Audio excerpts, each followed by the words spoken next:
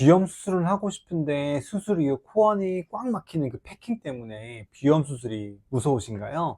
그럼 오늘 이 영상이 끝까지 보신다면 도움이 되실 겁니다.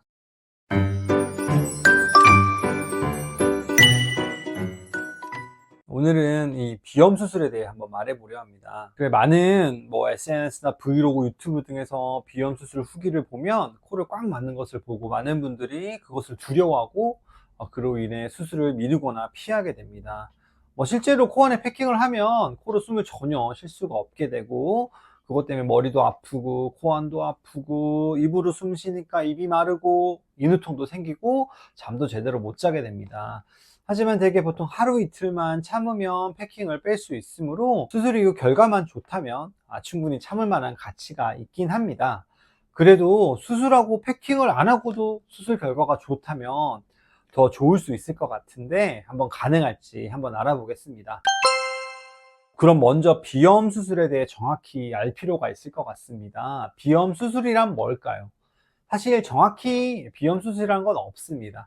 비염이랑 대표적으로 알레르기 비염을 말하는 것인데, 그 알레르기 비염은 체질적인 것이고 외부 환경에 코 점막이 반응하여 콧물 재채기, 코막힘, 후비루 등의 증상이 생기는 것으로서 이는 약이나 수술로는 바꿀 수 없는 내 몸의 신체적인 반응입니다.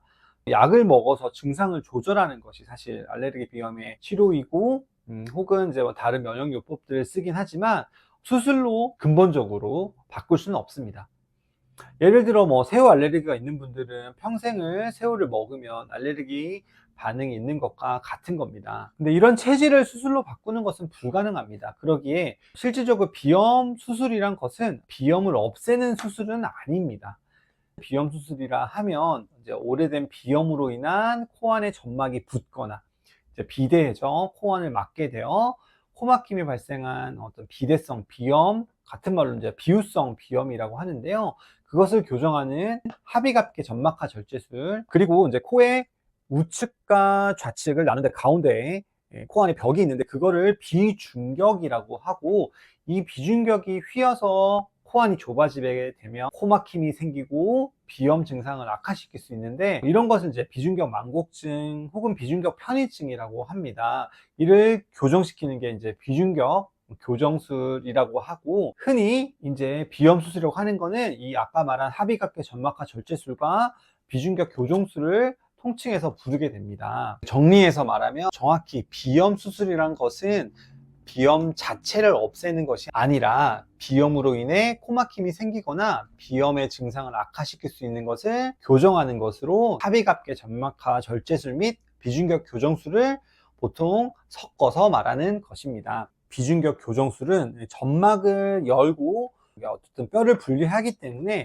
수술 이후 코안을 막는 패킹이 꼭 필요합니다. 이제 두 번째로 하비갑계 교정술은 말 그대로 하비갑계를 교정하는 것인데, 비중격 교정술과는 달리 점막의 절개가 필요 없이 안에서 이렇게 자라있는 큰 콧살을 줄이는 겁니다. 결국에는 하비갑계 점막하 절제술은 이 콧살을 바깥으로, 가운데 있는 걸 바깥으로 외향 골절을 통해서 하비갑계 위치를 바깥으로 밀어줘서 이렇게 있는 거를 이렇게 밀어줘서 비강 가운데 공간을 좀 확보한 다음에 이렇게 부어있는 점막의 아래로 얇은 고주파 바늘을 찔러 가지고 점막의 부피를 축소시켜서 코 안에 숨쉬는 공간을 넓혀주는 간단한 수술입니다.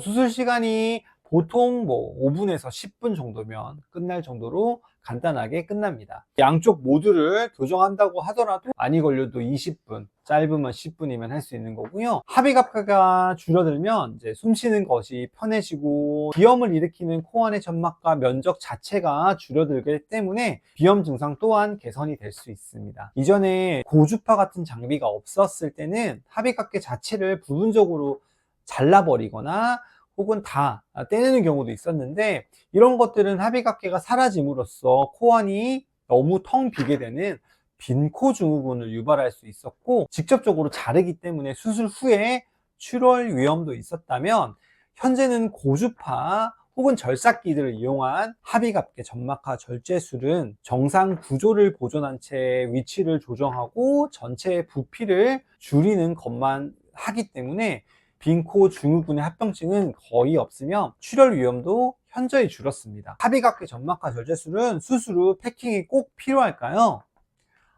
아닙니다. 이 합의각 점막하 절제술의 장점은 어쨌든 점막 자체를 절개하는 것이 아니고 절개가 필요 없는 것이기에 수술만 잘 한다면 코 안에 꽉 맞는 패킹 없이 안쪽에 적절한 출혈 방지 조치만 한다면 수술 후에도 코로 바로 숨을 쉴 수도 있습니다. 결론적으로 수술 잘하고 수술 후에 좀 정확한 방법으로 출혈 방지 조치만 한다면 합의각계 점막하 절제술은 코를 꽉 맞는 패킹은 안 해도 됩니다. 그럼 비중격 교정술, 합의각계 점막하 절제술, 이 두 수술 여부는 어떻게 결정이 될까요? 물론 두 수술을 같이 할 때 수술의 효과가 가장 좋을 수 있습니다. 두 수술을 동시에 하고 이제 패킹을 하고 상처가 다 안 온다면 효과는 가장 확실합니다. 근데 하지만 코 안에 뼈가 휘어 있는 비중격 편의가 심하지 않고 콧살이 부어 있는 상황이 확실한 비대성 비염이 주된 코막힘의 원인이라면 패킹을 꼭 하지 않아도 되는 합의각계 점막하 절제술만으로도 충분한 코막힘 개선 효과를 가져올 수 있습니다. 하지만 합의각계 점막하 절제술 이것만 하기 위한 전제 조건이 필요합니다. 첫 번째로는 비중격 편의가 심하지 않아야 됩니다. 비중격 편의가 병적으로 있다면 비염 수술이 재발할 가능성이 높습니다.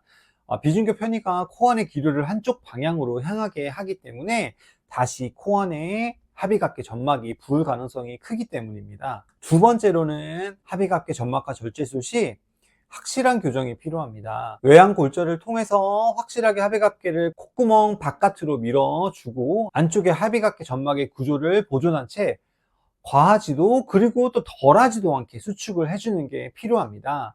이는 이제 수술자의 어떤 경험과 실력이 또 필요한 부분이라 생각됩니다. 오늘 내용을 종합해 보겠습니다. 비염 수술은 이제 보통 비중격 교정술과 합의각계 점막하 절제술을 말하는데 비중격 편의와 비대성 비염이 동시에 있다면 수술을 다 진행하는 것이 가장 좋겠지만 이는 수술 후에 패킹을 꼭 해야 하는 불편감이 따릅니다. 그렇기에 비중격 편의가 심하지 않고 비대성 비염이 주된 코막힘의 원인이라면 적절한 합의각계 점막하 절제술이 패킹 없이도 좋은 수술 결과를 얻을 수 있는 비염 수술의 주요 옵션이 될 수도 있습니다. 오늘 내용 궁금한 게 있다면 편하게 댓글 부탁드리겠습니다. 유용하고 정확한 이비인후과 지식을 전달할 수 있도록 노력하겠습니다.